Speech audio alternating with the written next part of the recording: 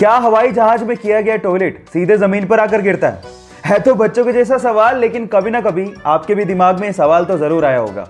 कई बुद्धिजीवियों का तो ये भी कहना होगा कि वो टॉयलेट अर्थ के एनवायरनमेंट में आते आते अपने आप ही खत्म हो जाता है। लेकिन थांबा, ऐसा कुछ नहीं होता, क्योंकि हर एक हवाई जहाज के पास खुद का 2 गैलन का एक टैंक होता है जिसमें उस टॉयलेट को इकट्ठा किया जाता है, और जैसे ही हवाई जहाज लैंड करता है उसके बाद उस टैंक को खाली कर लिया जाता है। अब अगर अगली बार आपके सिर पे कभी पानी का टपका गिरे तो आप ये समझ लेना कि वो कम से कम हवाई जहाज से तो नहीं गिरा। क्या इसके पहले तक ये फैक्ट आप जानते थे? और अगर नहीं जानते थे तो चैट सेक्शन में लिखना मत भूलिएगा।